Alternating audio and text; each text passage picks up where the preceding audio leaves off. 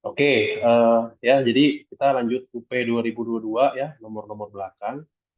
Nah, nomor 10 ini kita disuruh menghitung integral lipat ya. Kita disuruh menghitung integral lipat. Tapi sebelum ke sini ini kan kita mau pakai sifat integral lipat. Tapi bagaimana saya atau kita pakai sifat integral lipat kalau kamu sendiri nggak tahu integral lipat ya. Jadi integral lipat itu apa? Integral lipat itu apa? Integral lipat itu mungkin kita gini deh, merujuk ke semester satu aja. Di semester satu kan ada integral tentu kan ya. Di semester satu ada integral apa? Integral tentu. Oke, integral tentu. Integral tentu. Aduh, integral tentu. Integral tentu itu gimana? Yang ada batasnya benar. Integral dari A sampai B fx dx ya. Apa sih maknanya? Apa sih makna ini? Makna integral tentu ini? Ini buat apa sih? Kira-kira. Oke, kita gambarin aja. Ada fungsi fx kan ya? Ada fungsi fx, ada fungsi fx, oke, ada fungsi fx dan ada selang A sampai B, gitu ya. Ada fungsi fx dari A sampai B. Gitu kan? Ini fungsi fx-nya mungkin gambarin gambar dong. Nah, gini. Bentar. Nah, gini. Nah, gitu ya. Ada fungsi fx, ini y sama dengan fx dari A sampai B. Gitu kan? Dari A sampai B. Aduh, enggak. Ini agak error dikit. Dari A sampai B. Nah, menyatakan apa integral A sampai B fx dx ini? Menghitung apa dari ini? Dari sini. Menghitung luas daerah. Ya. Menghitung luas daerah. Daerah yang mana? Bisa jelaskan nggak saya? Daerah yang mana? Luas daerah di antara batas itu, tapi apa? Maksudnya di antara batas itu terus apa? Kurang spesifik, kurang detail. Kalau di antara batas ini ya berarti bisa gini dong daerahnya. Nah, di bawah kurva ya. Jadi maknanya adalah luas daerah.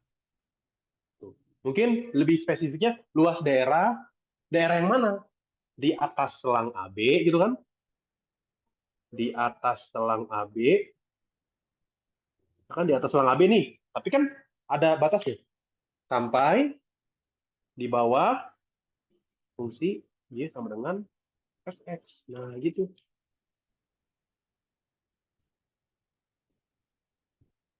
Itu maknanya. Oke? Dan mungkin gini, sebelum ke situ, ya sekali lagi ini ya. Di atas selang AB, di bawah fungsi fx gitu ya. Nah, ini daerahnya kan ya. Seperti itu. Terus A sampai B udah tahu maknanya apa, fx tahu maknanya apa. Kalau dx maknanya apa dx? Dx itu adalah potongan dari selang. Jadi selang AB ini kita potong. Kita potong nih. Kita potong segini. Kecil aja potongnya. Set, set. Dipotong sebesar delta X. Nah, nanti kita bisa hampiri maksudnya kita bisa potong-potong gitu ya. Kita potong-potong sehingga membentuk persegi panjang kan ya. Kan ingat Riemann kan ya. Nah, gitu. Di mana ini lebarnya delta X, tingginya berapa? Tingginya berapa? Tingginya kan Fx kan ya. Iya kan? Tingginya adalah Fx. Makanya rumus persegi panjang ini apa? Fx kali delta X. Ya. Jadi itu maknanya ya. Jadi dx itu adalah potongan ya, potongan dari selang AB ini. Oke, potongan dari selang AB. Nah, itu kita bicara luas di bawah kurva, otomatis ini dua dimensi kan. Sekarang kita mau ke fungsi dua kubah di tiga dimensi. Nah, kita mau hitung namanya integral lipat. Nah, ini sedikit berbeda karena sekarang fx, y. Ya, kalau ini kan x di antara A sampai B. Sekarang ada x, y. Artinya sekarang juga cuman di garis gitu. Tapi sekarang kan tiga dimensi. Tiga dimensi. Berarti sekarang berupa daerah. Daerah di bidang. Ya, daerah di bidang. Ya, sekarang berupa daerah di bidang. Jadi kalau kita, jadi notasnya kayak gini nih. Integral, double integral ya. Atas daerah R, terus di sini fx, y, dA. Nah, sekarang mau kita lihat apa sih makna tiap elemen di sini. Oke, apa sih makna elemen di sini? Kan kita bicara tiga dimensi ya. Itu pasti volume, ya. Volume benda, tapi benda yang mana? Bisa tebak nggak? Volume benda, benda yang mana? Volume benda, benda yang mana? Jadi kalau kita misalkan punya tiga dimensi sekarang ya, sekarang tiga dimensi, sekarang tiga dimensi, gitu. Kok gitu. Sekarang tiga dimensi. Jadi ada X, ada Z-nya sekarang, ya, ada Z-nya. Atau udah ada ketinggian sekarang ya. Sekarang udah ada ketinggian, kurang lebih kayak gini ya. Itu, ya atau gini aja deh. Nah, jadi eh, kita kayak ada daerah nih, daerahnya. Nah, kalau AB, nah kalau selang AB ini kan di sumbu X kan ya kan? Kalau selang AB ini di sumbu X, oke? Kalau selang AB ini kan di sumbu X,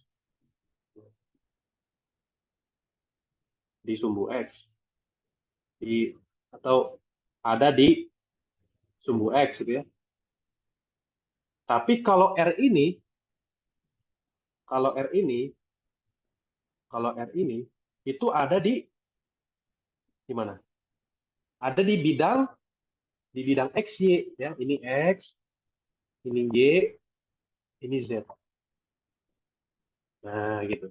Ada di bidang X Y, berarti maksudnya di bawah, di dasar gitu. Ini kan juga di bawah. Ya. Ada di bidang X Y gitu ya. Bidang X Y.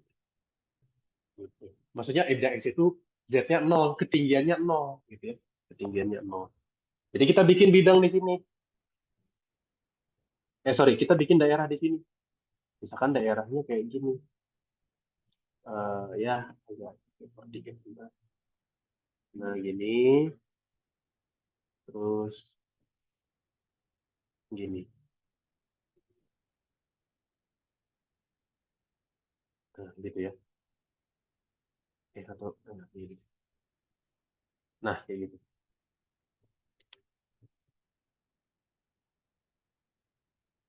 Nah, kayak gini. Jadi ini daerah ini. Ini adalah daerah. Ya, ini namanya daerah R ya. Saya sebut ini daerah R. Nah, sebenarnya sama sih kata-katanya. Ini kan AB, ini kan buat ya kayak daerah kan seolah-olah daerah dari X-nya kan, batas dari X-nya kan. Nah, ini juga R-nya itu batas dari XY-nya. Jadi volume benda di atas R gitu kan ya, di atas daerah R dan di bawah permukaan Z sama dengan fx. Nah, jadi kayak gitu. Ya, jadi kita punya permukaan, misalkan kita punya permukaan, permukaannya kayak gini. Eh, ya, gambar tiga dimensi emang agak ngerepotin sih. Ya udahlah, itu, gitu,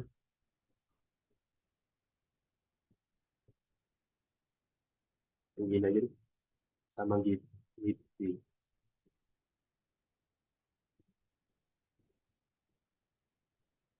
Nah, jadi kayak eh, nanti tuh dia tuh nanti di atas daerah R gitu kan ya, di atas daerah R, di atas daerah R, tapi nanti sini ada permukaannya gitu loh, ada surface-nya, permukaan, nggak tahu permukaan apapun itu. Ya, jadi kayak ada permukaan, dia kayak gini kira-kira.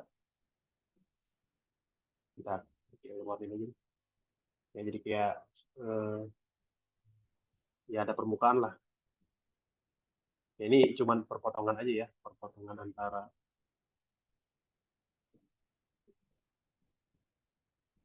itu ya biar ya jadi dia nanti kayak ya dia kayak eh, ya kayak gini lah, ada permukaan gitu. Nah, gitu. Jadi ini ada kayak ada ada bendanya gitu loh. Maksudnya ada batasnya ya, ada batasnya gitu. Ini kayak ini permukaan gitu. Seperti itu. Kebayangkan ya? Kebayang ya. Jadi kita punya daerah, daerahnya sih nggak harus persegi panjang sih, bebas tuh ya. Terus di atas sini sampai ke suatu permukaan. Itu bendanya ya. Kayak kita masukin gula pasirnya agak kelewat dikit gitu. Ya itu permukaannya kan. Seperti itu. Nah itu ya, volume benda di atas daerah R, di bawah permukaan Z sama dengan Fx. Nah, kalau tadi kan kita menghampiri siapa? Menghampiri luas dengan persegi panjang. Kalau kita menghampiri volume dengan balok, ya kita menghampirinya dengan balok. Jadi kita bikin balok di sini, ya kita bikin balok di sini, kita bikin balok di sini, nah, ya, kita bikin balok di sini. Sebentar. Nah, oke, dibikin balok ya, dibikin balok. Terus ini juga, jadi kita ya balok kan ya, jadi kan sampai sini ke atas, set, ke atas, sampai kira-kira nempel di sini gitu ya. Nah, jadi gitu. Oke, jadi kita disampiri dengan balok ya, bisa hampiri dengan balok gitu. Kok nggak digambar? Nah, kurang lebih gitulah. Terus saya mau bikin garis itu susah sebenarnya sih. Mau bikin garis susah sebenarnya. Nah kan, mau bikin garis jadi gitu. Ya, ya, you know lah. Berarti kan ini kayak balok ya, kayak balok. Gimana rumus balok? Menghitung volume balok. Nah, anggaplah ini. Nah, DA ini ternyata adalah DA kira-kira apa? Bisa tebak nggak? DA itu, DA itu apa? DA itu adalah irisan, ya, irisan dari R, potongan dari R. Sama kayak tadi, delta X itu potongan dari selang AB. Delta X potongan dari selang AB. Ya, delta X potongan dari selang AB. Dan delta A ini potongan dari R. Gitu. Ini delta A. Jadi anggap aja kita motong si delta A-nya ini, jadi kita ukurannya segini kayak. Yang ini berapa? Misalkan ini panjangnya berapa? Ya you know lah, ini panjangnya apa sih? Panjang kita anggap aja delta X. Ini delta X, terus yang ini delta Y kan ya? Delta Y. Makanya delta A-nya sama dengan delta X kali delta Y. Itulah kenapa DA-nya itu sama dengan DX DY atau DY DX. Nah, jadi kayak gitu. Oke? Jadi maksudnya harus tahu dulu makna integral lipat gitu ya. Integral lipat itu apa gitu. Ya, oke? Karena kadang-kadang ditanyanya tuh bukan menghitung integralnya. Kalau menghitung mah gampang kan. Tapi kayak eh, kayak misalkan hitung volume benda, kan berarti hitung volume benda gimana? Integral lipat, gitu kan? Ya, jadi kalau nggak tahu maknanya kan bahaya. Kalau ada soal hitung volume benda yang dibatasi, ya kan? Kamu nggak bisa jawab karena kamu nggak tahu volume benda apa ya. Pakai gimana gitu volume benda?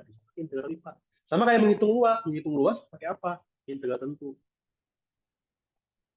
Jadi kayak gitu. Makanya saya suka bilang kalau integral lipat itu integral lipat atas R. Nah, atas daerah R. Gitu. Atau mungkin lebih enak tuh, jadi R itu kayak kita seperti bilangnya apa? Alas gitu ya. R itu alasnya. R itu alas, gitu kan?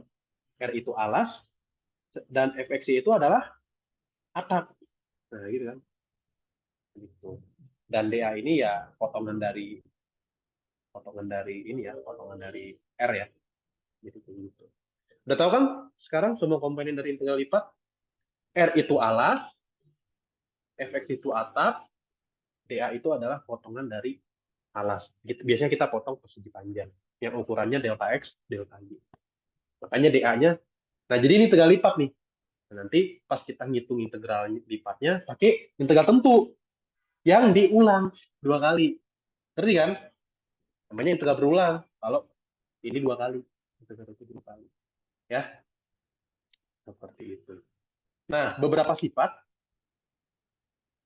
sifat yang harus kamu ketahui itu adalah, mungkin ini sifat-sifat yang pertama yang jelas dulu ya. Sifat integral lipat. Sifat integral lipat itu adalah yang pertama yang paling jelas banget ya, kalau ada integral atas daerah R. Jadi ini penjumlahan dari dua fungsi fx, y tambah gx, y. Nah, kira-kira sifatnya gimana? Bisa dipisah ya, bisa dipisah. Aduh, tulis fx, y agak panjang ya, saya tulis fda aja ya. Fda tambah gda gitu ya. Ini sifat yang masuk akal, yang mirip banget ya sama integral tentu kan ya. Terus kita punya sifat kalau ada kelipatan fungsi gimana? Jadi fungsinya dikalikan sesuatu. Ya, kelipatannya atau konstantanya bisa ke depan. Ya. Jadi kita fokus ke fungsinya ya. Kita fokus ke fungsinya. Oke? Ini jelas. Terus gini. Aduh. Oke, lanjut lagi. Tadi kita terakhir di sifat-sifat ya. Terakhir di sifat-sifat. Oke, sekali lagi. Kita punya sifat penjumlahan fungsi bisa dipisah, kelipatan fungsi, kelipatannya bisa ke depan. Oke, ini basic sekali. Terus kita punya sifat yang ini. Misalkan kita punya daerah nih. Kita punya daerah ya. Kita punya daerah. Misalkan ini daerah R ya. Kita punya daerah R. Sebutnya ini daerah R ya. Terus daerah R ini kita potong. Kita potong. Jadi yang ini R1, yang ini R2. Kira-kira apa sifat yang cocok dengan ini? Jadi kalau kita menghitung volume benda di atas daerah R, benda di atas daerah R gitu aja. Kira-kira sama dengan apa? Ya. Nih, ada benda nih. Ada benda di atas ini. Tapi saya potong. Truk. Setuju nggak? Dia tuh kayak menghitung benda yang pertama, yang di atas daerah yang pertama, gitu kan? Menghitung benda yang di atas daerah pertama, gitu kan? Ditambah yang di daerah kedua. Jelas banget kan? Begitu ya. Ya, ini sepakat ya. Ini mirip banget sama di integral tentu yang sifatnya integral dari A sampai C tambah integral C sampai B, ya kan? Sama dengan integral A sampai B. Gitu ya. Ya kalau ya dicocoknya sama ini kan. Integral A sampai B sama dengan integral A sampai C tambah integral C sampai B, kan dipotong di C kan. Gitu. Terus sama yang terakhir, kalau ada integral atas R K D A sama dengan apa? Integral atas R K D A sifatnya gimana?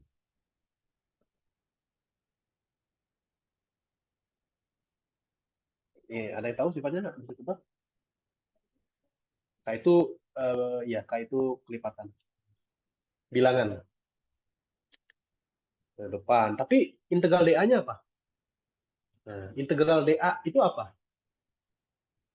Maksudnya kan yang kita tahu kalau integral dx itu kan x itu kan ceritanya. Tapi kan ya integral DA itu dx. Tapi gimana? Maknanya gimana? Atau gini nih, kalau integral A sampai B dx itu apa?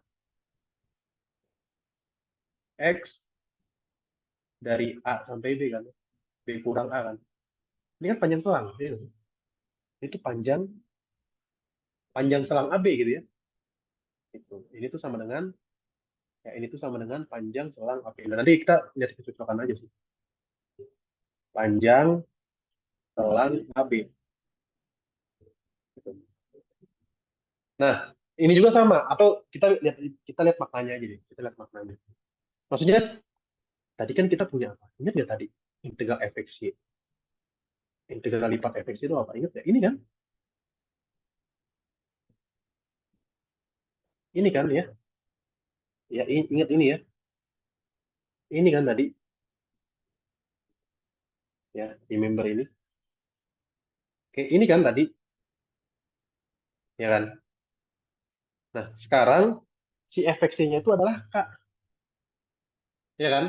Fx sama dengan K. Jadi, saya bisa ganti fx ini jadi K ya, ya kan? Saya ganti fx ini jadi K. Saya ganti fx ini jadi K, ya, saya ganti fx ini jadi K. Berarti kan sekarang alasnya R gitu ya. Alasnya R, atapnya Z sama dengan K. Z sama dengan K itu apa maknanya? Z sama dengan K. Z itu kan ketinggian. Z itu kan ketinggian kan ya? Ya, Z sama dengan fx kan. Ketinggian kan? Jadi itu ketinggian. Kalau Z sama dengan K, berarti kan semua titik yang ketinggiannya K, gitu kan. Berarti kan bidang, ya kan? Semua titik yang ketinggiannya K, gitu. Jadi kalau kita punya, ya kita punya bidangnya di, atau ya of course bidangnya di, ya kayak tadi ya, kita punya bidang di,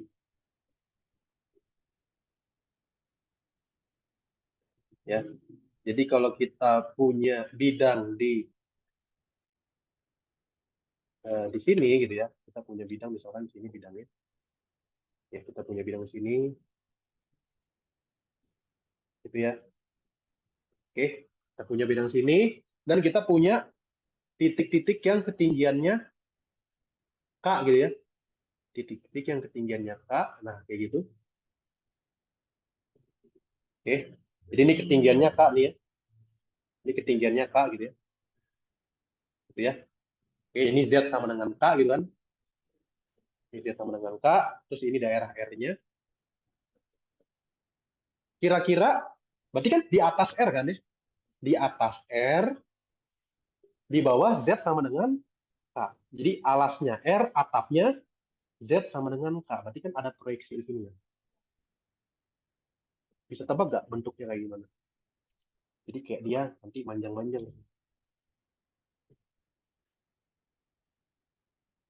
Ya, tebak nggak? Bisa tebak nggak bentuknya kayak apa ini namanya?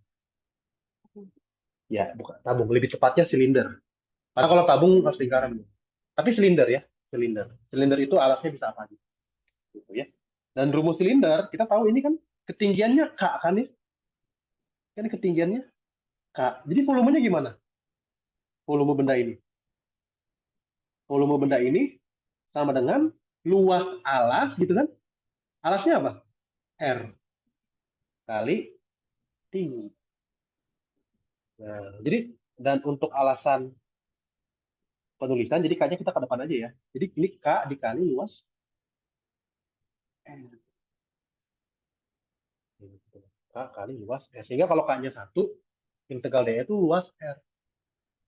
Begitu. Jadi turun di satu dimensi gitu. Awalnya kita kayak, jadi kalau integral, ya integral lipat biasanya kan untuk hitung volume ya. Tapi kalau integral dA itu luas gitu ya. Pokoknya integral dA itu luas daerah. Ya. Jelas? Nah, ini sifat-sifat yang harus kamu ketahui. Ya, ini adalah sifat-sifat yang harus kamu ketahui. Nah, oke, udah paham ya. Kalau bingung tanya aja ya. Oke, sifat-sifatnya nggak sulit ya. Terutama tiga sifat pertama sama sifat terakhir mungkin kesimpulannya integral dA itu luas ya. Integral atas R dA itu kan artinya alasnya R, ketinggiannya 1, ya kan? alasnya R, ketinggiannya 1. Berarti kan luas alas kali 1. Luas alas berarti kan? Luas R berarti kan ya? Nah, ini intinya. Oke? Seperti itu. Kita bisa kerjain soal. Kita bisa kerjain soal. Nah, oke. Kita bisa kerjain soal ini.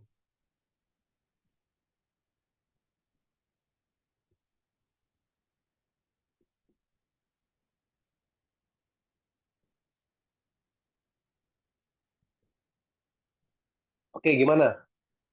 Pertama kita lebih baik gambar dulu daerahnya. R1, R2 sama R. Oke.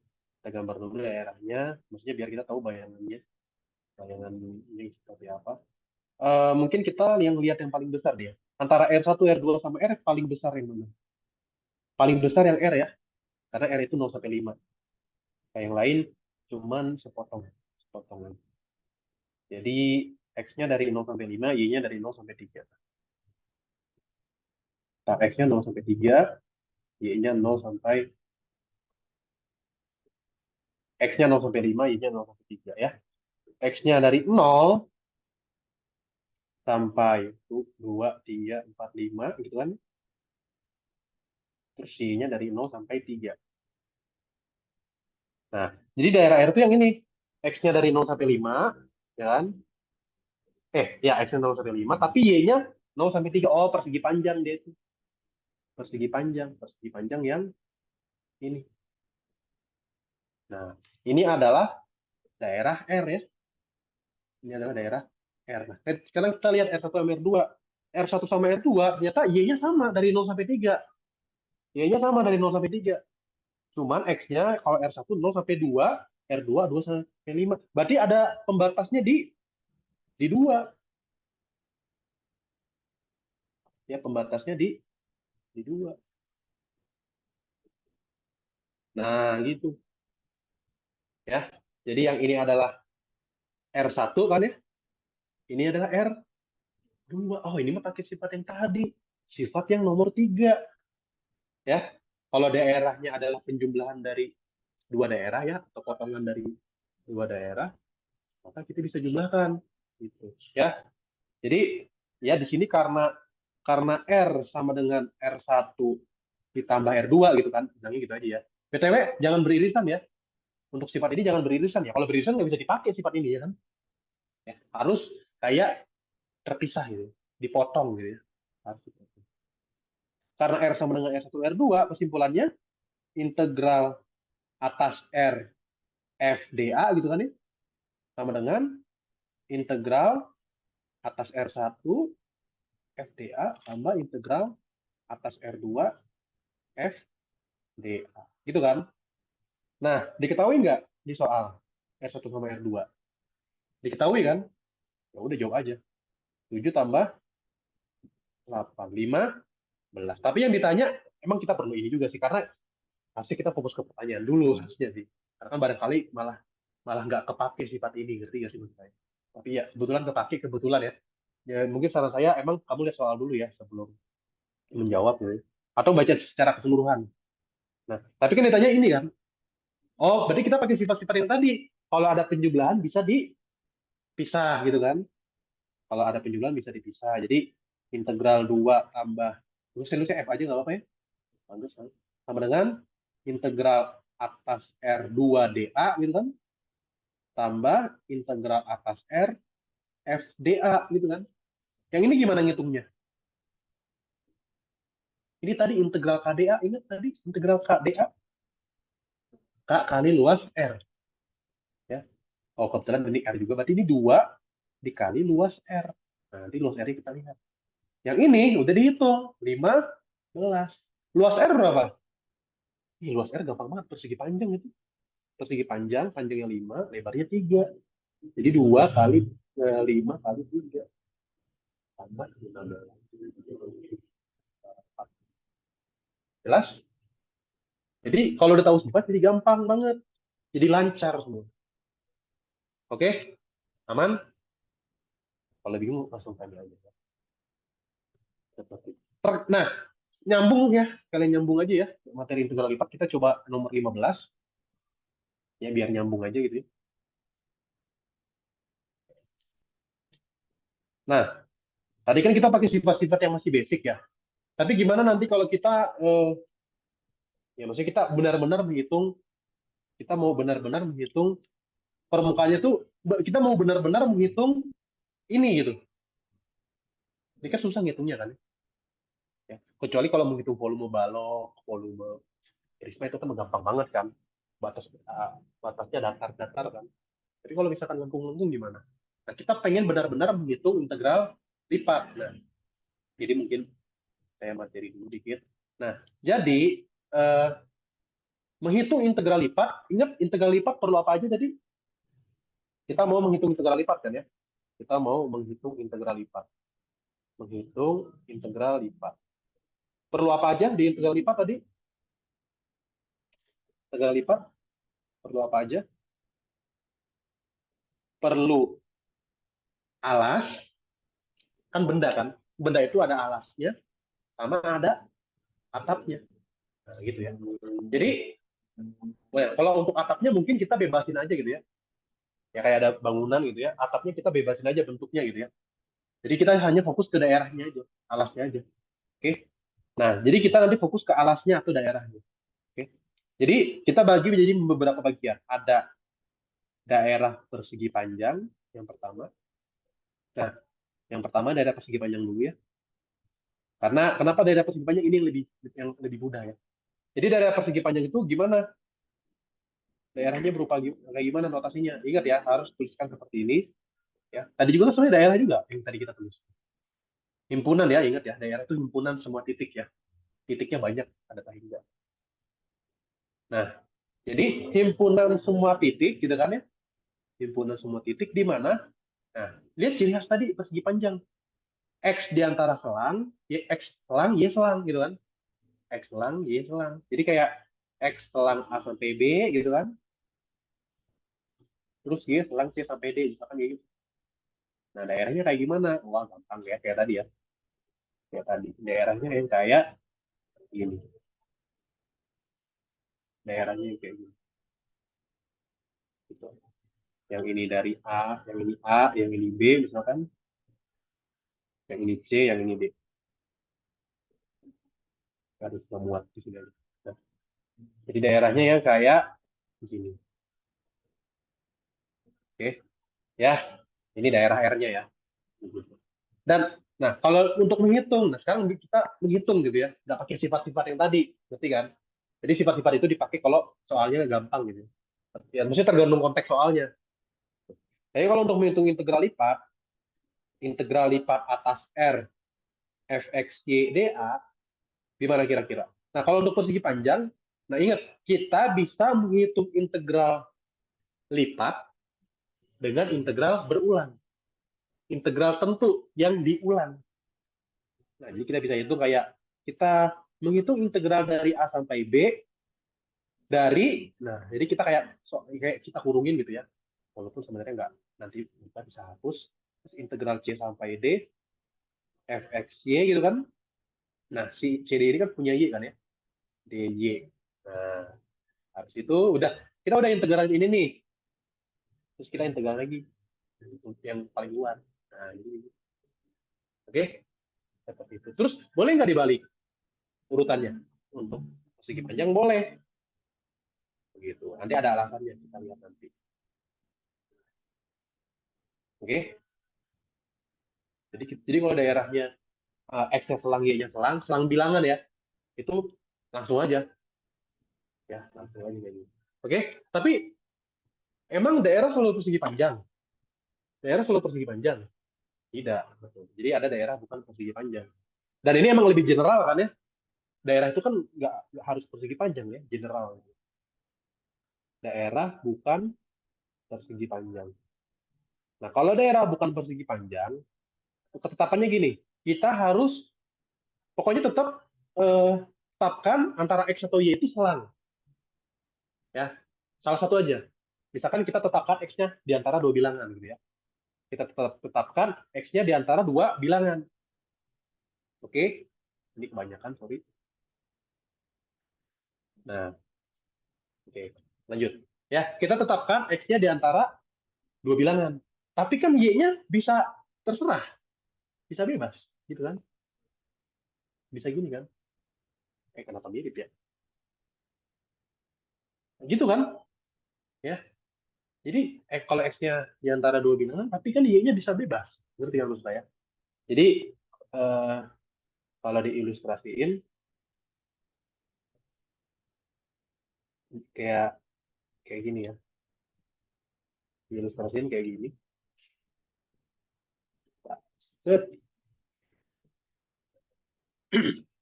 ya. Jadi diilustrasiin selangnya dari A sampai B, X-nya dari A sampai B, oke benar. Tapi fungsinya, tapi Y-nya kayak di antara dua fungsi. Ya, di antara dua fungsi. Misalkan ini fungsi, ini Y sama dengan GX, terus yang ini eh, Y sama dengan HX misalkan. Gitu. Jadi daerahnya itu yang ini.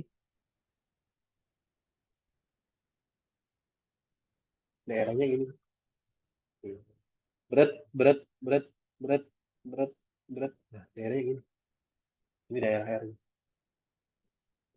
Jadi kalau misalkan ditotasikan, eh, jadi oke, X-nya di antara dua selang gitu kan. X-nya di antara dua selang. Tapi sekarang Y-nya berubah. Y-nya berubah dari GX gitu kan, ya. Dari GX sampai HX. Nah, gitu. Itu bedanya, ya. Jadi untuk melihat daerah ini, pokoknya kalau untuk lihat daerah itu lihat batasnya.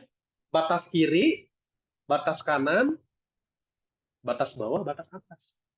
Oke? Jadi kiri sama kanan itu X-nya, atas bawah itu Y-nya. Seperti itu. Ya, gitu ya. Jadi penting ya kita bisa menentukan daerah, menyatakan daerah menjadi ini.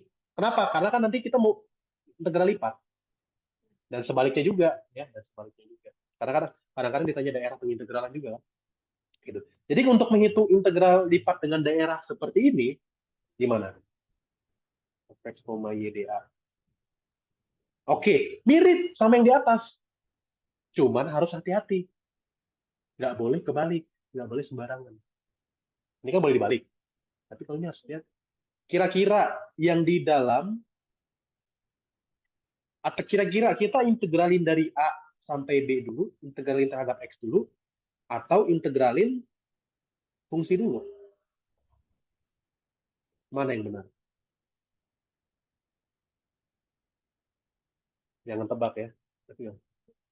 Kenapa fungsi dulu yang diintegralin? Harus tahu alasannya. Kenapa fungsi dulu yang harus diintegralin? Ya coba berandai-andai aja. Berandai-andai. Coba kita integralin bilangan gitu ya. Kan kalau kita menghitung integral itu, cari rumusnya, masukin batasnya, ya kan? Nah, nanti kalau dimasukin batasnya bilangan, bilangan ceritanya hasilnya. Tapi kan nanti integralin lagi. Tapi ini batasnya fungsi. Berarti kita masukin fungsi dong. Berarti hasilnya apa? Ini fungsi atau bilangan? Fungsi kan? Volume itu fungsi bukan? Bukan. Jadi volume itu, misalkan volume gelas ini ya 1 liter, 2 liter, bukan sin X liter, bukan X kuadrat liter, kan gak ada maknanya. Jadi volume integral lipat itu harus bilangan. Sehingga yang paling luar haruslah bilangan. Yes, betul ya. Good. Jadi itu. Oke, ingat batas bawah sama batas atas gitu. Nah, seperti itu. Yang ini mah A sampai B. Ya, biar dimasukinnya paling terakhir bilangan. Hasilnya bilangan. Begitu. Jadi ini punya Y ya. Punya Y, terus aduh Kak, tapi di soal suruh dibalik dx dy gimana caranya? Bukan mengubah urutan, mengubah urutan pengintegralan istilahnya gitu ya. Tapi kan nggak boleh, ya kan? Faktanya nggak boleh. Tapi mikirnya gini, oh kita harus ubah peran. Tadi kan kan kita menukar, berarti kan Y paling luar. Dari Y berarti harus bilangan. Nah, berarti gantian. Tadi kamu udah bilangan si X. Sekarang Y di antara dua bilangan. Jadi gitu. Jadi kayak sekarang gantian dong. Yang di antara bilangan jangan X. Tapi sekarang yang di antara bilangan itu sekarang Y. Ya, sekarang kayak gini. Nah, tinggal dicari aja si X itu di antara dua fungsi. Nah, tukar peran. Kan tukar urutan, tukar peran. Ya, tukar peran. Jadi, yang di antara dua bilangan sekarang Y-nya. Yang di antara dua bilangan sekarang Y-nya. Jadi, eh, misalkan kayak gini. Nah, yang di antara dua bilangan sekarang Y-nya. Jadi, Y-nya dari C sampai D. Misalkan gitu kan ya. Nah, berarti kan, ya gini ya, batas gitu kan. Nah, yang di antara dua bilangan sekarang Y-nya. Tapi sekarang X-nya di antara dua fungsi. Anggaplah ini fungsi, ya ini fungsi X sama dengan ya. X sama dengan F, I, H, K aja ya. Ini X sama dengan KY. Terus yang ini, aduh, biar beda. Aduh, jelek banget ya. Nah, gitu aja ya. Yang ini X sama dengan M gitu ya. Nah, tetap kita lihat kiri sama kanan. Ya kan kalau untuk X. Nah, jadi kayak gitu. Jadi kita tukar peran aja. Jadi sekarang eh, ya ini KY kurang sama dengan X, kurang sama dengan MY. Begitu. Tetap intinya cuma tukar peran aja. Yang tadinya bilangan jadi fungsi, yang tadinya fungsi jadi bilangan. Oke? Dan sama integralnya, berarti kan C sampai D, terus KY, MY. Oke? Gampang ya? Seperti itu. Ada pertanyaan sejauh ini? Ya udah, itu doang sebenarnya. Integral lipat. Gitu. Jadi kita bisa jawab yang ini. Nah, berarti kita kan menghitung integral lipat pakai integral berulang. Perlu batas-batasnya dong ya. Perlu batas-batasnya. Ya. A, B, G, X, H, X. Gitu ya. Kalau misalkan kayak gini. Berarti kita harus menyatakan S itu sebagai himpunan ya. Himpunan. Tapi ya kita harus gambar dulu ya. Kebetulan fungsinya nggak susah, ya kan? Ini kan garis-garis semua, nggak susah ya. Jadi gampang ini. Jadi ada Y sama dengan,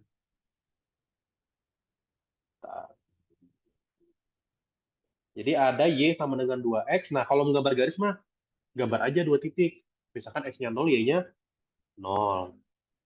Terus Y-nya 2, X-nya 1 ya? Y-nya 2, X-nya 1, ya kan? Y-nya 2, X-nya 1. Ya, saya ambil duanya sini. Ini 2, 1. Gitu kan? Jadi garis Y sama dengan 2X kayak gini. Ini garis Y sama dengan 2X. Oke, itu. Terus Y sama dengan 2. Ini ya, Y sama dengan 2, ya kan? Ini Y sama dengan 2. Y sama dengan 2 kan ini. Sama satu lagi sumbu Y. Nah, coba daerah mana yang batasnya ini tiga-tiga ini? Ya, jelas banget ya. Yang ini ya daerahnya. Nah, gitu. Ini adalah daerah S-nya. Oke, daerah S-nya. Oke, ya saya kasih keterangan ya. Ini Y sama dengan 2X. Nah, kita harus nyatakan S sebagai himpunan. Ya, kita harus nyatakan S sebagai himpunan. Himpunan semua XY gitu kan. Himpunan semua XY di mana kita tutupin. Kamu pengennya di antara bilangan X atau Y? Sebenarnya paling gampang X aja ya. X di antara apa? 0 sampai 1. Ah, oke, udah aman ya. 0 sampai 1. Dan untuk Y-nya, kalau untuk Y berarti kita lihat secara vertikal ya. Kita lihat secara vertikal. Siapa yang di bawah GX, siapa yang di atas AX gitu kan. Kalau kalau X di antara dua fungsi kita lihatnya kiri sama kanan. Gitu kan? Oke. Berarti kita lihat ini. Kita lihat. Yang di bawah apa yang di bawah? 2x, ya nggak? Yang di bawah 2x, yang di atas, y sama dengan 2 kan? Iya, gitu. Nah, jadi gini ya, sekali lagi. Kalau kamu tahu daerah, kamu tahu batas. Kalau kamu tahu batas, kamu tahu daerah. Jadi saling berkaitan ya. Jadi gitu. Ya udah deh. Jadi kesimpulannya apa? Integral atas S X Y D A sama dengan yang paling luar bilangan ya. 0 sampai 1, 2x sampai 2, XY, ini punya siapa? DY kan ya? DY, D, X, dan ini saya yakin kamu bisa. Tinggal integral tentu. Integral 0 sampai 1, ingat integral ini terhadap Y ya. Berarti X-nya dianggap konstan. Ke depan aja X-nya ke depan. Terus integral Y apa integral Y? Y kuadrat per 2, gitu kan? Ini 2X sampai 2. Sama dengan integral 0 sampai 1, X dikali, oke hitung. Masukin 2. 2 kuadrat bagi 2, 2 kuadrat bagi 2, 2 kan ya? 7. 2x kuadrat berapa? 4x kuadrat kan? 4x kuadrat bagi 2, 2x kuadrat. Wah, ini mah gampang ya. Gitu ya, tinggal bisa sendiri kan? Bisa, kalau nggak bisa bilang aja ya, lanjutin sendiri. Dapat hasilnya. Ada pertanyaan?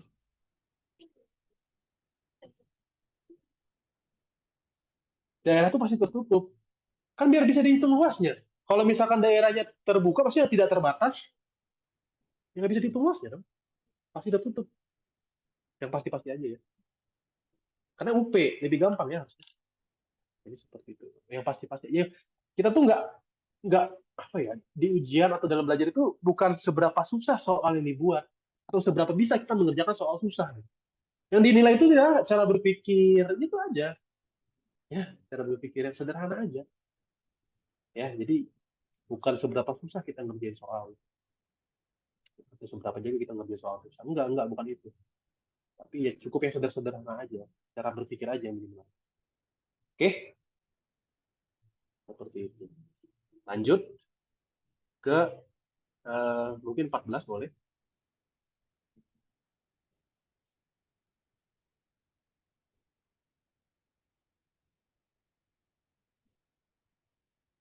Ini kalau kayaknya emang UP 2022 lebih sedikit lebih susah ya daripada UP 2023, jujur, soal-soalnya kalau dilihat-lihat. Maksudnya soal-soal terakhirnya ya, soal-soal terakhir. Oke, tentukan titik kritis dan jenisnya. Gimana? Saya udah bahas di video UP 2023 kan? Ya kan? Belum yang itu maksimum minimum, belum. Oke, saya banget ya. Maksudnya, atau gini deh, menentukan maksimum minimum dari fungsi dua kubah pakai apa yang kamu tahu?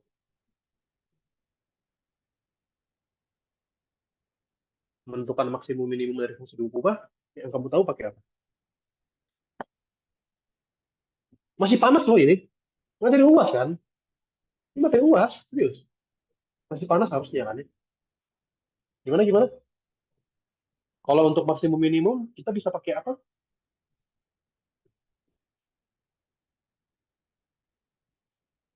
Ada dua metode, dua cara. Yang pertama, uji turunan parsial kedua. Tahu uji turunan parsial kedua? Yang nentuin D, diskriminan. Ingat? Terus, masa lupa? Sama satu lagi Lagrange. Terus lupa. Apa? Nah, berarti ini belajar dong, parsial kedua. Metode pengalih Lagrange. Ada dua kan?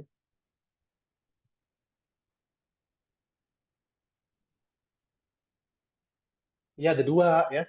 Ada uji turunan parsial kedua sama metode pengalih Lagrange. Nggak apa-apa. Kalau misalkan lupa, saya ingetin lagi. Jadi, apa gini deh, sebelum ke situ, titik kritis itu apa? Titik kritis itu apa? Ini definisi, istilah, harus tahu. biar komunikasinya gampang kan sudah. Titik kritis apa?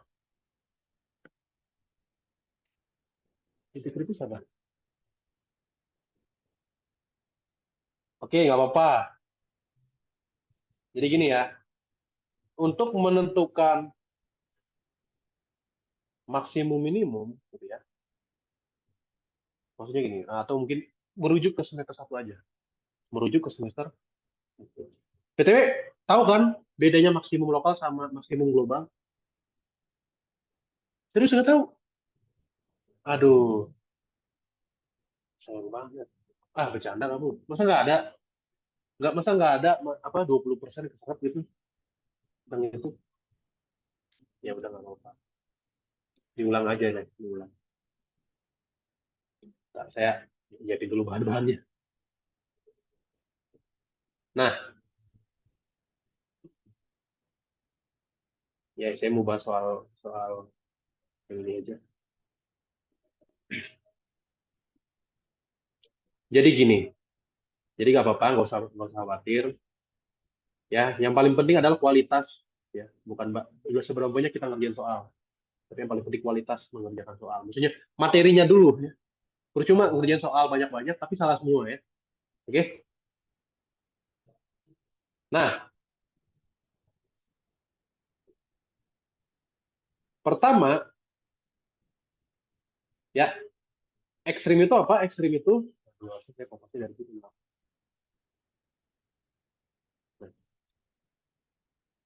apa itu titik ekstrim? Apa itu titik ekstrim? Nah, jadi ada beberapa istilah. Kamu harus tahu nih. Beberapa istilah ini kamu harus tahu. Hei, berita ini hilang dong. Nah, jadi kamu harus tahu beberapa istilah ini. Pertama, titik ekstrim. Apa itu titik ekstrim? Titik yang nilainya ekstrim. Tahu dong ekstrim artinya apa? Tahu kan ekstrim artinya apa di KBBI? Tahu kan ekstrim? Ekstrim itu kan yang paling gitu kan. Cuacanya ekstrim banget ya. Cuaca ekstrim itu entah dia paling panas banget atau dingin banget kan? Ya enggak? Berarti kan yang paling-paling. Entah paling, kalau panas paling tinggi, atau paling dingin paling rendah gitu kan. Jadi titik yang nilainya ekstrim. Atau titik yang nilainya maksimum atau minimum. Jadi kalau saya bilang ekstrim itu, titik ekstrim itu titik maksimum dan titik minimum. Oke? Aman sampai sini? Aman. Apa bedanya lokal sama global? Jadi ekstrim itu ada lokal sama global. Lo tahu dong definisi lokal sama global secara bahasa? Lokal itu kan berarti sekitar doang kan? Lokal kan? Lokal. Kalau global secara keseluruhan lebih besar. Atau ya seluruh dunia gitu kan? Global itu satu dunia. Kalau lokal itu ya lokal misalkan Indonesia, Indonesia aja. Global seluruh dunia gitu kan. Nah, jadi kalau bicara ya kita bicara ingat tadi ekstrim itu maksimum minimum ya. Terus kalau bicara uh, maksimum kita bicara maksimum aja ya. Maksimum lokal sama maksimum global. Maksimum lokal dia itu nilainya paling besar, ya kan? Nilainya paling tinggi, cuman di sekitarnya aja. Atau dia itu puncak, puncak sekitar, di sekitar aja. Tapi kalau maksimum global itu dia puncak di seluruh dunia, di seluruh domain, di seluruh daerah, di seluruh daerah. Oke, ngerti? Bisa ngebedain lokal sama global? Iya, itu sesimpel itu loh, ya. Ini materi semester satu sebenarnya. Ya, jadi diingat-ingat lagi. Terus itu udah aman ya. Nah, dan kita tahu kalau titik ekstrim itu, ekstrim lokal, itu pasti terjadi di titik kritis. Ya, nih, bisa lihat nih. Anda bisa lihat nih. Saya kasih ilustrasi. Misalkan nih, kita punya ini. Ini misalkan ini batasnya ya.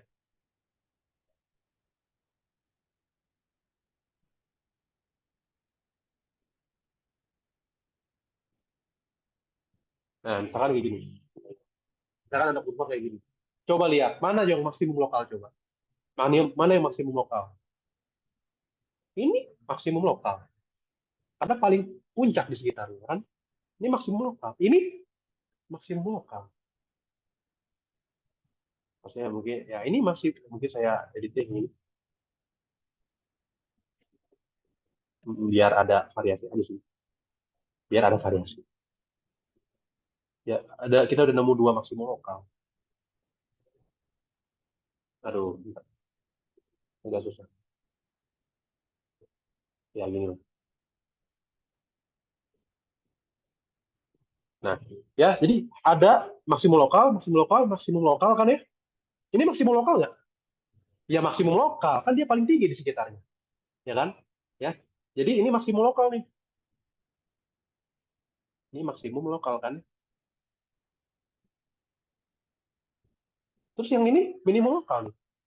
Ini paling rendah di ya, gitu. Oke? Jadi seperti itu. Dan kalau ditanya global, global yang mana? Eh, nah ini saya ada kepala. Ya kalau global kita nggak tahu ya. Maksudnya ini agak kurang jelas gambarnya. Ditinggiin lagi, ditinggiin.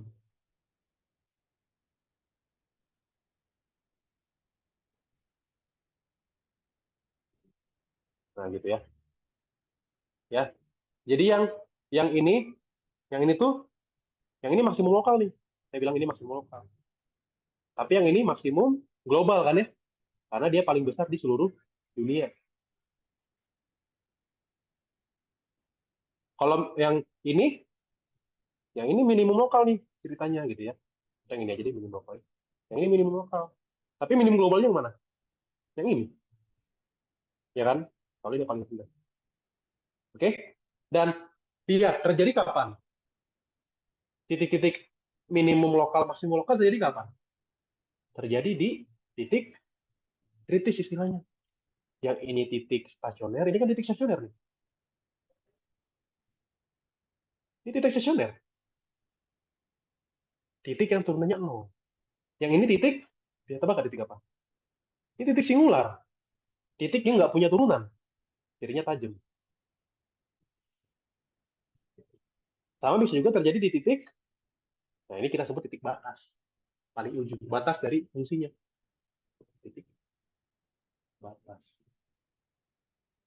Begitu. Oke? Di satu kubah. Itu kayak gitu. Tapi di dua kubah pun sama.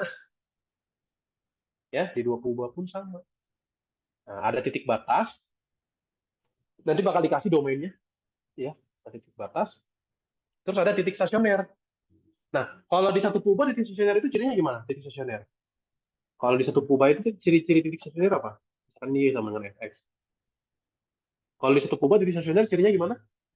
Di satu kubah titik stasioner itu titik yang turunannya nol.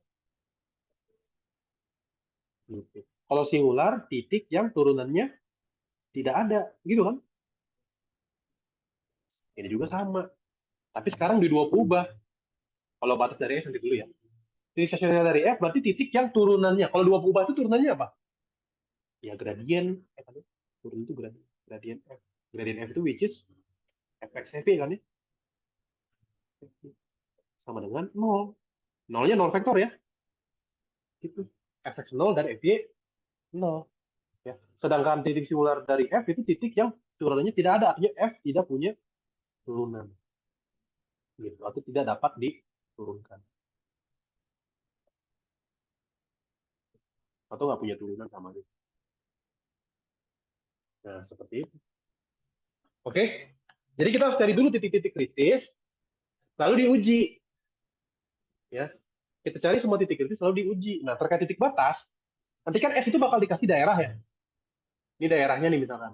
Misalkan kita dikasih daerah X kuadrat tambah Y kuadrat kurang sama dengan satu. Berarti kan dia apa?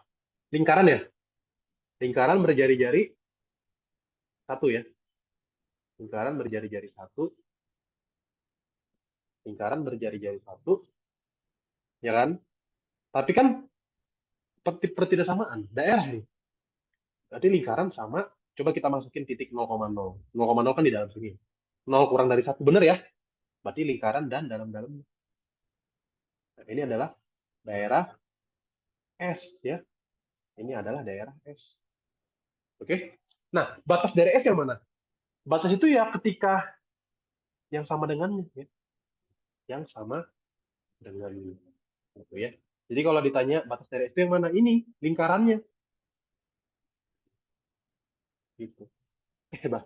batas dari S. Ya. Oke, jadi batas dari S itu gimana? Titik batas dari S. Titik batas dari S itu ya X kuadrat tambah Y kuadrat sama dengan 1. Kita ambil yang sama dengannya. Jadi gitu. Oke? Dan ini kan titiknya masih banyak ya. Nanti kita bisa cari lagi calonnya. Oke? Kurang lebih seperti itu ya. Eh, dan sekali lagi, uji turun parsial kedua itu hanya untuk menguji titik stasioner. Ya, uji turun stasioner itu hanya untuk menguji titik stasioner ya. Oke? Oh, sorry. Ulang. Ya, kita titik kritis itu ya. Jadi titik maksimum minimum, jadi di titik kritis. Tapi kan nggak semua titik kritis itu titik maksimum minimum. Saya kasih contoh.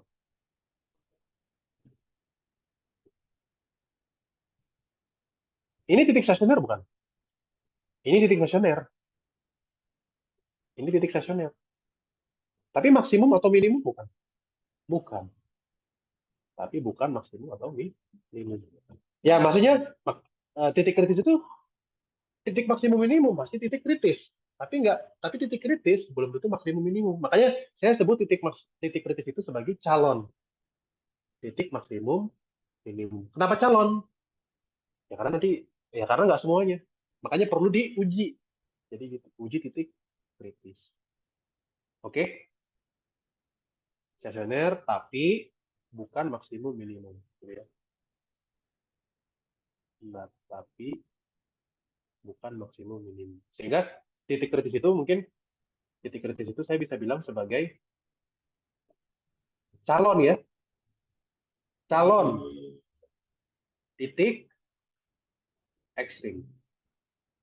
Calon titik ekstrim atau maksimum atau minimum sama aja lah ya. Semuanya sama. Oke?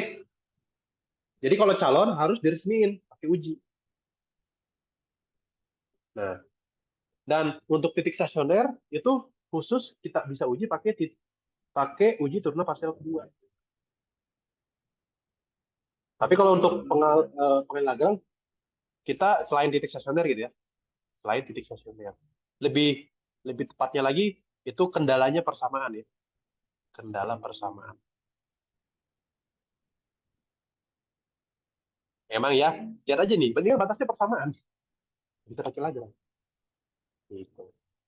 Oke, kendala persamaan. Jadi gitu ya, kendala persamaan bisa ya, bisa batas, bisa juga simular ya. Bisa titik batas, bisa titik simular. Nah, kita dari titik stasioner dulu aja ya. Kalau titik stasioner, uji turunan parsial kedua, bunyinya gimana? Bunyi dari uji turunan parsial kedua. Oke, lagi, uji turunan parsial kedua, seri apa dulu? Yang pertama? Yang pertama, titik stasioner. Ya, ya hanya untuk menguji titik stasioner. Pastikan ada titik stasionernya. Dan kalau ada dicari, gitu ya. Cari titik stasioner. Pasti ya, cari titik stasioner. Yaitu titik yang turunannya 0 ya. Gradien F-nya 0 ya, 0,0. Fx 0, Fy 0 ya. Fx 0, Fy 0. Dan Fy 0. Nah, eh, habis itu apa? Nanti kita cari D-nya. Kita cari D. D itu bisa dibilang kayak diskriminan gitu loh. Nah, rumusnya adalah, ya mungkin terima aja ini ya. Fx, X, Fy, Y. Jadi, ya, itulah kenapa namanya uji turunan parsial kedua. Ini kan turunan kedua. Fx, X, Fy, Y dikurangi Fx. Sebenarnya Fx, Y, Fyx. Fx kali Fyx. Tapi kan Fyx itu harus sama dengan Fx ya, supaya bisa pakai uji ini. Makanya Fx kuadrat. Karena Fyx sama dengan Fx. Gitu. Setelah kita udah dapat D-nya, nanti kita kan udah dapat titiknya. Nanti titiknya masukin ke sini, X-nya. Oke. Habis itu nah, nanti baru ujinya di sini nih. Letak ujinya di sini. Jadi nanti di D-nya itu kita bagi menjadi 3 kasus. Ya, bagi menjadi 3 kasus. Kasus D sama dengan D positif, D negatif, sama D sama dengan 0. Kalau D positif, pasti dia ekstrim lokal. Ya, lokal ya. Pasti dia ekstrim lokal. Kalau positif, pasti dia ekstrim lokal. Kalau dia negatif, dia disebut titik pelana, saddle point atau titik pelana. Pelana, ya, bukan ekstrim ya kalau pelana itu. Bukan ekstrim. Bukan ekstrim lokal pun bukan ya. Nah, apa lagi? Nah, untuk 0, namanya uji, bisa gagal ya. Ini gagal. Kadang gitu. Nah, maksudnya gagal tuh maksudnya bisa jadi dia ekstrim, bisa jadi dia enggak. Masih ada 2 pilihan. Gitu. Nah, ekstrim lokal itu ada berapa jenis tadi? Ekstrim ada berapa? Ekstrim itu kan maksimum minimum, ya. Ekstrim itu ada maksimum sama minimum kan ya? Maksimum sama minimum. Kita lihatnya dari mana? Kita lihatnya dari fxx-nya. Kita lihat dari fxx. Atau FYY juga boleh, ya. Tapi jangan fxy. Pokoknya fxx atau FYY. Itu ketentuannya. Nah, kalau fxx-nya positif, apa kesimpulannya? Bisa tebak? Nah, ya, eh, kalau fxx positif, kita bayangkan aja kayak turunan kedua. Kita bayangkan kayak turunan kedua. Turunan kedua menyatakan apa? Di semester 1. Turunan kedua menyatakan apa? Turunan kedua tuh menyatakan ke materi semester 1. Gimana ini? Menyatakan ke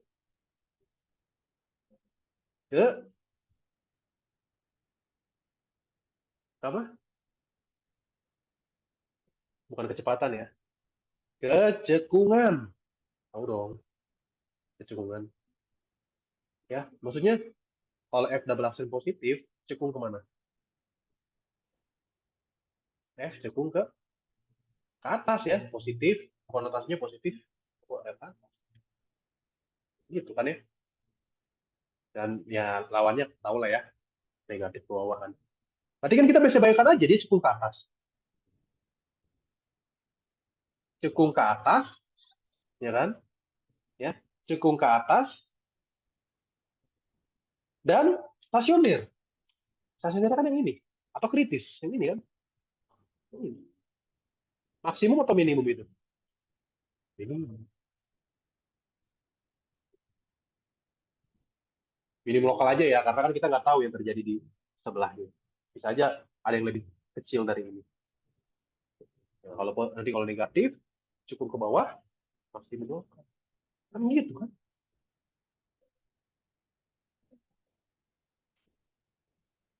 Apa? Iya, merujuk ke semester 1. Yang namanya ilmu pasti ada dasarnya. Ya, ada asal muasalnya. Maksudnya ya ini juga untuk menghindari kita menghafal gitu. Ngapain kan capek-capek menghafal? Paling kita ya yang sedikit ya prosesnya emang cari ini dulu kan ya. Cari ini, nanti udah dapat beberapa titik, terus cari ini, gitu kan. Terus yang tentuin aja. Kalau positif, ekstrim. Tapi kalau positif harus cari fxx. Tapi kalau negatif udah otomatis mana, nggak usah cari fxx. Oke, terus nanti fxx-nya kita bayangkan aja kayak cikung ke atas atau cikung ke bawah. Kalau cikung ke atas pasti dia di bawah, minimum, lokal. Kalau cikung ke bawah, titik-titiknya di atas. Gitu. Dan sama dengan nol jangan terjadi, abaikan aja. Jadi positif negatifnya dulu. Jelas? Sampai ini jelas? Jelas ya. Jadi kita bisa coba, ya cobanya di belakang aja deh. Lihat materi ini.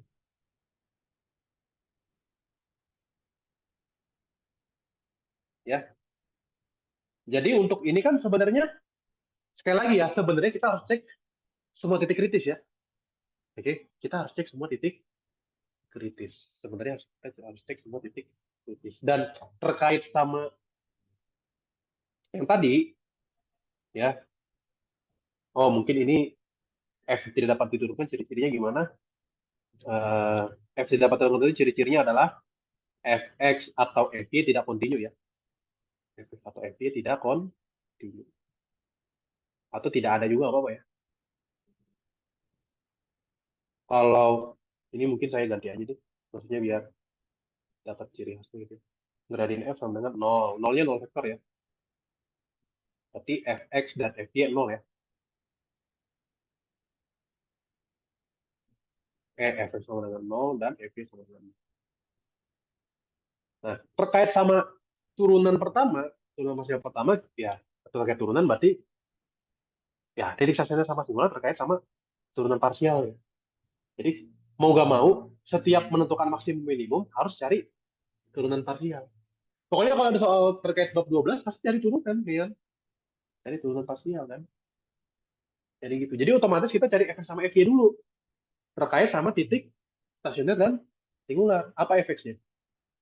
3x kuadrat gitu kan kurang 6y gitu kan. Sedangkan Fy-nya 2y kurang 6x. Sepakat? Nah, sekarang saya tanya, titik singularnya ada nggak? Jawabannya nggak ada, karena Fx-Fy-nya kontinu. Maksudnya, mungkin nggak ini tidak terdefinisi? Kan nggak mungkin ya, kan nggak ada pecahan, nggak ada akar juga. Ya, jadi ini terdefinisi mau apapun x dan apapun y. Jadi mau dimasukin x y-nya apapun, Fx sama Fy-nya ada. Gitu. Jadi di singular nggak ada, batas pun nggak ada karena batasnya nggak dikasih, s-nya nggak dikasih domainnya kan. Ya, jadi jadi sebenarnya saya bisa bilang titik kritisnya hanya stasioner karena analisa yang tadi, oke? Tapi tetap perlu dicek karena bisa aja ada gitu ya, oke? Ini stasioner. Nah, berarti kita harus cari ketika fx 0 dan fy 0 gitu ya. Fx 0 berarti fx-nya 3 kuadrat min 6 sama dengan 0 dan fy-nya 0.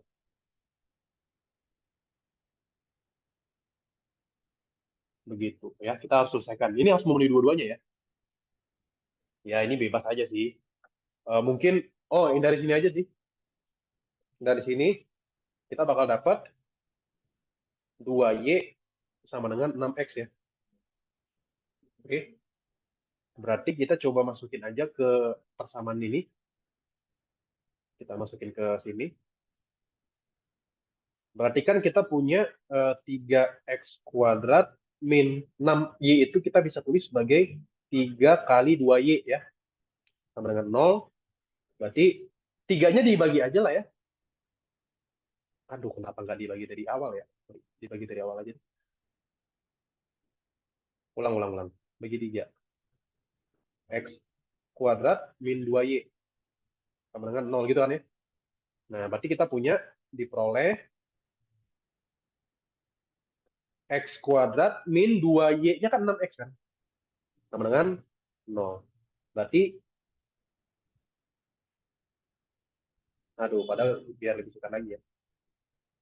Nah, berarti x kali x min 6 sama dengan 0 gitu kan. X sama dengan 0, x sama dengan 6. Nah, tapi kan namanya titik kan x, y. Kalau x-nya 0, y-nya berapa? Ini, 3 kali 0. 0. Kalau x-nya 6, y-nya 18. Oke? Terus kita perlu udah cari titik stasioner nih. Habis cari titik stasioner, terus cari apa? Cari D. Tapi terkait D, kita harus cari turunan parsial ke 2. Ya. Cari lagi fx sama fyy. Ya. Poin-poin aja. Cari fx-nya apa? Fx-nya 6x. Ya kan? 6x kan ya? Fyy-nya 2. Ya kan? Fxy-nya. Fxy itu artinya si fx turunkan terhadap y. Min 6 ya. Atau sama juga fyx. Kalau nggak percaya. Min 6 juga kan? Nah, jadi emang biasanya sama. Jadi gak usah khawatir. Saya kasih keterangan aja demikian. Jadi fx sama fx itu sama. Jadi nggak perlu cari dua-duanya gitu. Karena bakal sama, pasti sama. Saya jamin pasti sama. Nah, berarti kita cari d-nya. Tadi d-nya apa? Ya tentu saja ya, fx(y) min fxy kuadrat. Sama dengan 6x kali 2, 12x, ya kan? 12x kurang min 6 kuadrat, 36 ya. Kurangi 36 ya. Oke, fokus ya. Jadi kayak gitu. Nah, ya, lalu sekarang kita uji titik kritisnya. Ya, kita udah dapat titik kritis. Selanjutnya kita uji titik kritis ya. Aduh, harusnya saya kasih judulnya apa? Uji titik kritis. Jadi udah dapat titik kritis, sekarang kita uji titik kritis. Nah, berarti langsung aja titik kita kan punya titik 0,0 ya. Jadi kita cari D 0,0, D 0,0 gimana hasilnya? Negatif 36 kan? Ya kan? X-nya 0, Y-nya 0. Negatif kan? Kalau negatif, apa? Tadi titik apa? Mana? Ya, karena negatif, maka 0,0 mana? Iya kan? Ya, lihat lagi nih, lihat lagi nih. Tuh ya. Oke, kalau negatif lama. Nah, kalau satu lagi, kita cek dua-duanya ya. Kita cek dua-duanya, 6,18 sama dengan 12 kali 6 kan ya? Kan X ya. Kurangi 36. Ini mah jelas positif kan ya? Jelas banget positif. Oh, kalau positif kan ekstrim. Berarti kita harus tahu dulu maksimum atau minimum. Kita lihat fxx-nya kan ya. Coba lihat fxx-nya. fxx 6,18. Fx-nya kan tadi kan 6x kan ya. Berarti kan 6 kali 6 ya. Positif kan? Kalau positif, berarti cekung ke atas kan ya bayangannya. Oh, ya udah. Maka 6,18 apa? Minimum lokal. Terjawab semua. Titik kritis dan misi. Ada pertanyaan? Jadi langkah-langkahnya aja sih. Cari titik stasioner, cari D, beres. Itu kan dua langkah. Cari titik stasioner, cari D, beres. Nah, ingat D-nya apa? Jadi kayak gitu. Oke, tadi jam 11 kan? Eh, bentar, ya dulu soal. Oke, nomor 12.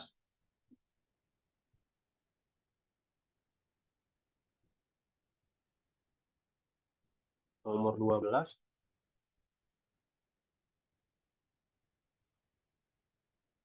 Oke, bagaimana menentukan konvergen dan divergen? Oh, uji apa aja yang kamu tahu di bab 9? Uji apa aja yang kamu tahu di bab 9?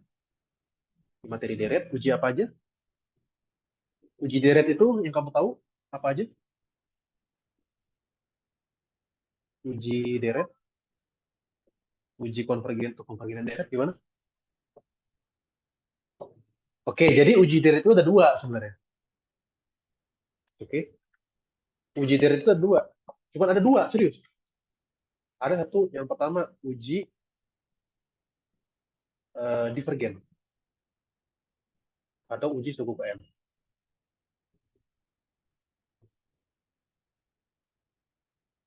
Ya, ada uji divergen, sama satu lagi uji rasio mutlak.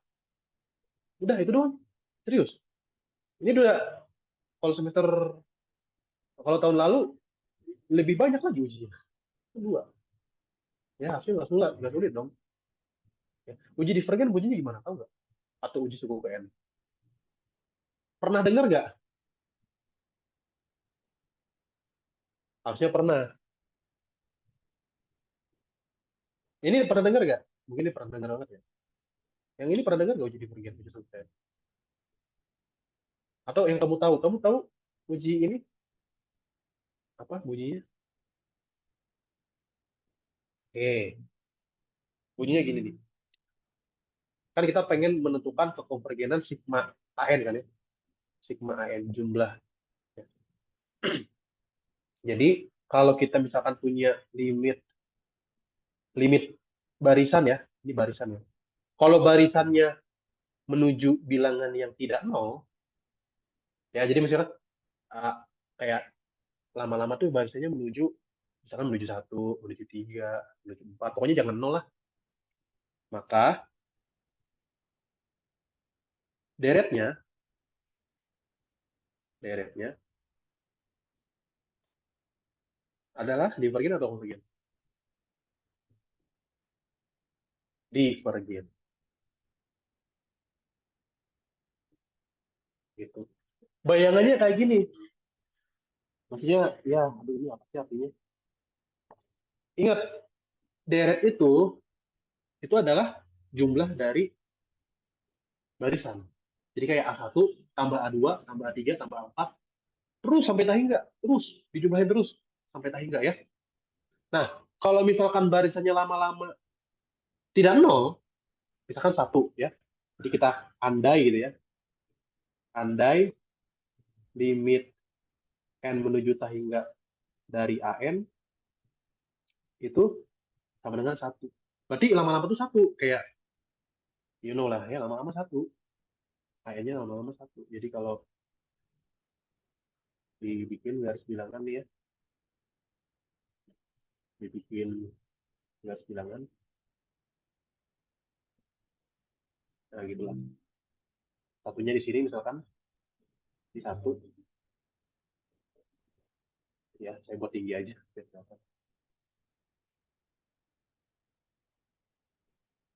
Jadi kayak lama-lama tuh, ya ini barisan nih ya, ini tuh barisannya. Jadi lama-lama, ya ini A1 ya, ini A1, ini A1, ini A2, ini A3 gitu kan. Kan gitu kan, kayak fungsi ya, kayak fungsi, 4 dan seterusnya. Jadi A1-nya segini misalkan ya, A1, A2, A3, aduh cepet banget ya. A1, A2, A3, A4, A5, A6. Lama-lama dia menuju satu. Gitu. Sampai tahingga. Nah, kalau di tahingga deket banget ke satu. Makin deket banget. Terus.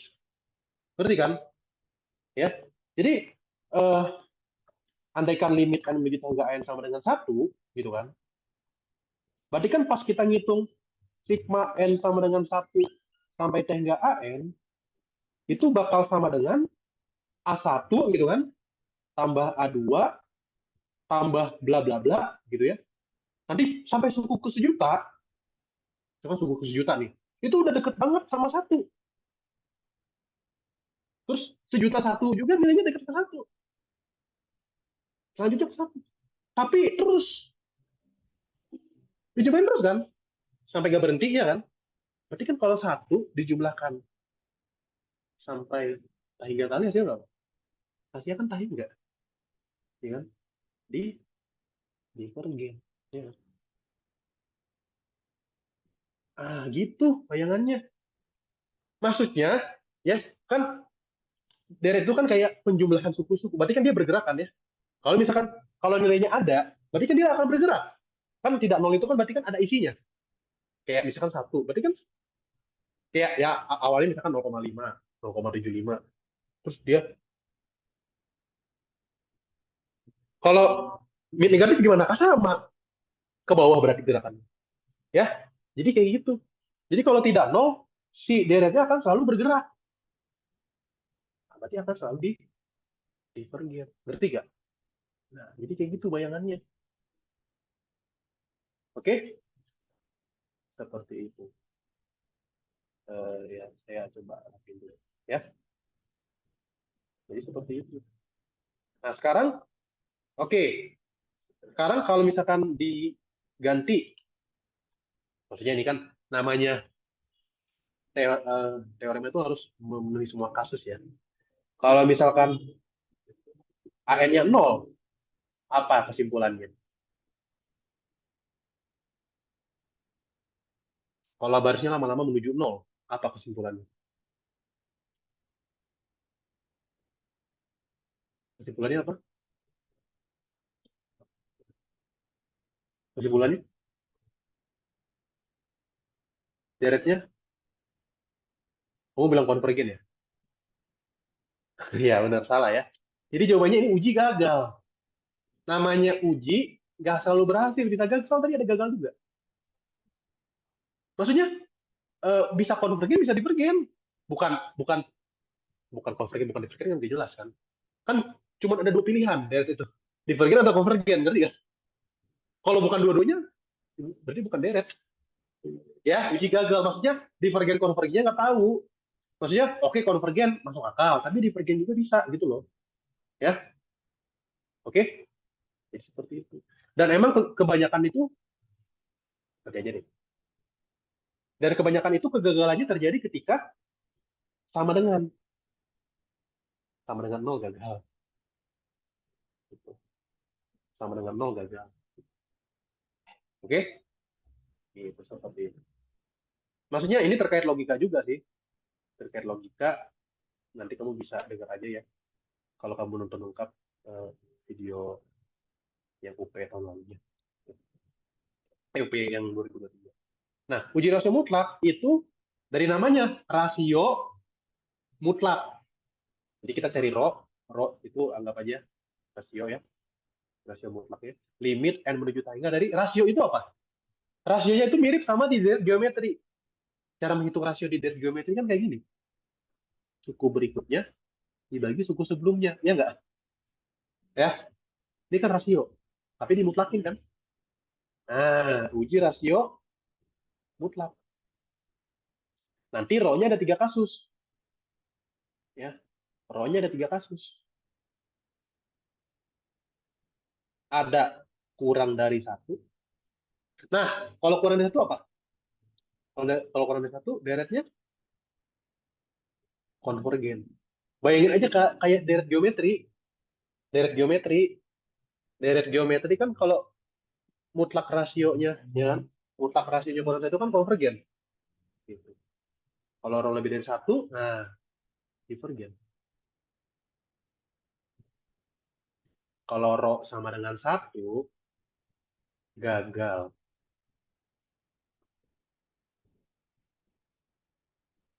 Gitu. Maksudnya, kan ini kan limit. Limit itu kan menuju menuju satu. Menuju satu kan bisa dari kiri, bisa dari kanan. Berarti kan bisa converging, bisa divergen. Kalau masih bisa dua-duanya berarti gagal. Sama kayak ini. Masih bisa dua-duanya berarti gagal. Oke? Jadi, sekali lagi, uji divergen hanya untuk menguji kedivergenan. Sekali lagi.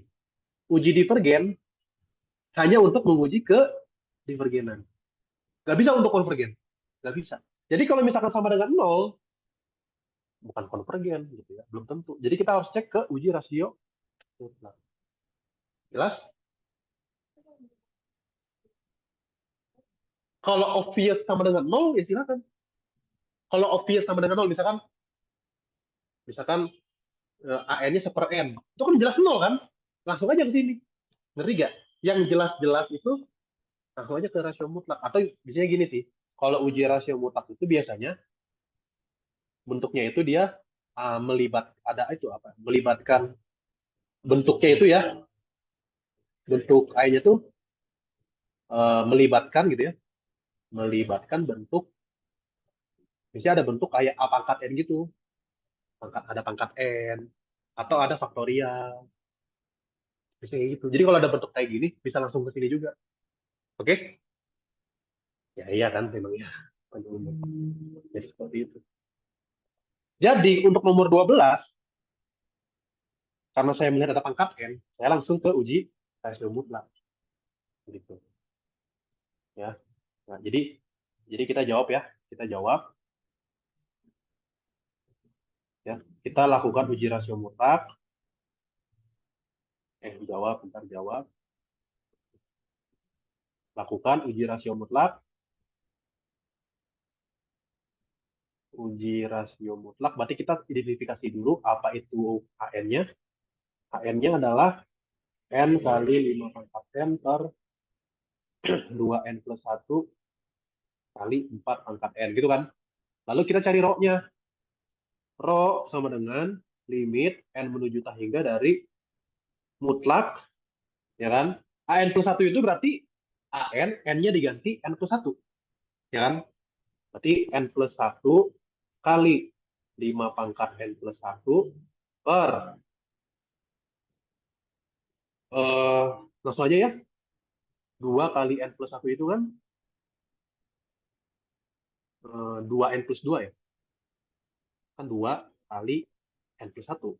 2 kali n plus 1. 2n plus 2. Berarti 2n plus 3 ya. Karena tambah 1.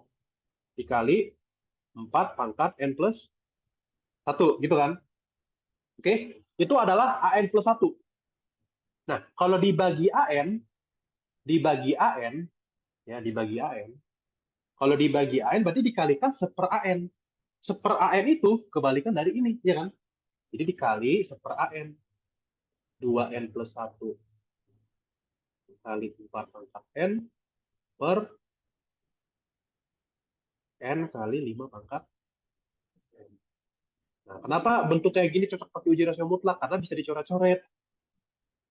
Ya, bisa dicoret-coret. Di sini lihat 4 pangkat n, ini 4 pangkat n plus 1. Ini kan 4 pangkat n kali 4 pangkat 1. Kelebihan 4 kan sini. Kelebihan 4. Yang ini juga sama. Nah, gitu ya. Oke. Terus kita bisa keluarin limit. Oh, 5/4 bisa keluar. Ingat pakai mutlak ya. Mutlak 5/4, tapi kan udah positif. Limit n menuju tak hingga dari, mungkin tulisnya gini aja ya. N plus 1 per n dikali 2n plus 1 per 2n plus 3. Gitu ya. Dan ketika kamu hitung, masing-masing dari ini, kamu hitung deh pakai L'Hopital. Ini tuh 1/1. Ya kan? Diturunin kan? 1/1. Satu. Turunin kalau pakai L'Hopital 2/2. Satu juga. 1/1. Satu. Jadi jawabannya adalah 5/4. Jadi yang jelas-jelas bisa di skip ini. 5/4 lebih dari satu atau kurang dari satu? Lebih dari satu. Kesimpulannya divergen.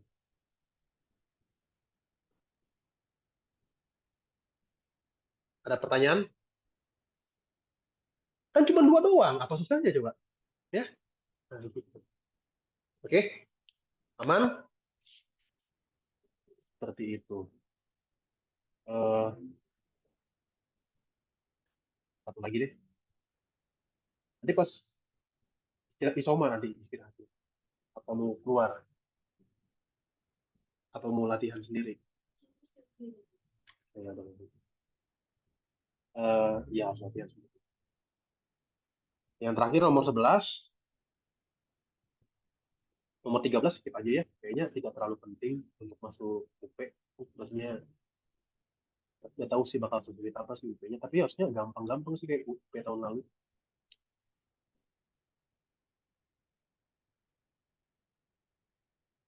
Ya ini namanya integral tak wajar ya. Integral tak wajar itu maksudnya dia itu integral tentu, tapi nggak wajar. Nggak wajarnya itu dia fungsinya tak hingga, atau mungkin fungsinya tak hingga. Gitu ya. Langsung aja. Jadi sebenarnya kalau integral tak wajar langsung dikerjain limit. Maksudnya kan tak hingga itu bukan bilangan ya. Jadi kita limitkan gitu. Jadi integral 0 sampai tak hingga 5 per. Kalau konvergen divergen istilahnya sama ya. Konvergen itu hasilnya bilangan. Divergen itu tak hingga, min tak hingga atau tidak ada. 5 per x plus 1 kuadrat dx. Nah, kita limitkan tak hingganya. Limit t menuju tak hingga, gitu kan. Dari 0 sampai tak hingga jadi t. Gitu. 5 per x plus 1 kuadrat dx. Gitu ya. Oke.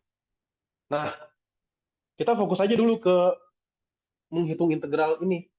Bisa nggak menghitung integral 5 per x plus 1 kuadrat? Gimana gitu?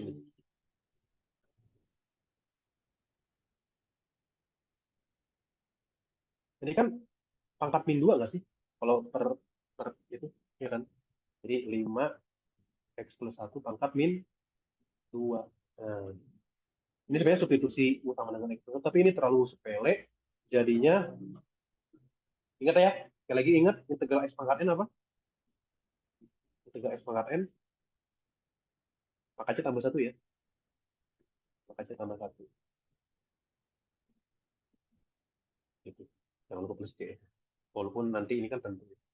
Jadi ini hasilnya adalah 5-nya ditulis saja dulu. Berarti kan ini X plus 1 pangkat min 1, ya kan? Per min 1. Ikutin formula. Tambah C walaupun nggak perlu juga. Ya kita rapihin dulu. Sama dengan minus 5 gitu kan ya.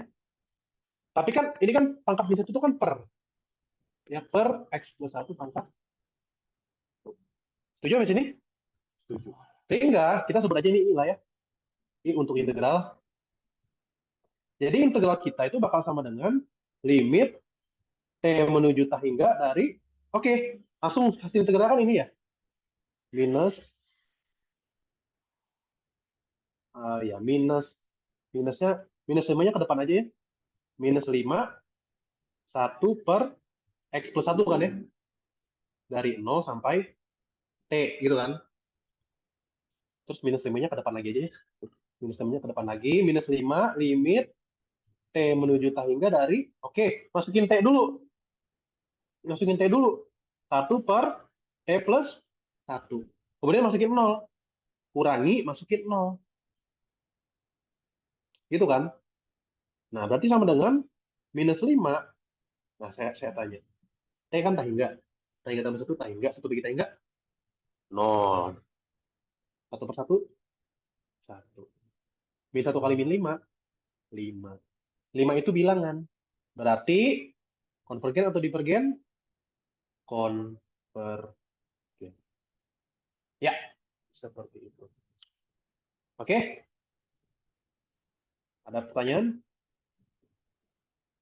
Ya, disimak-simak lagi dan eh, ya jangan sampai lupa lagi ya. Gitu.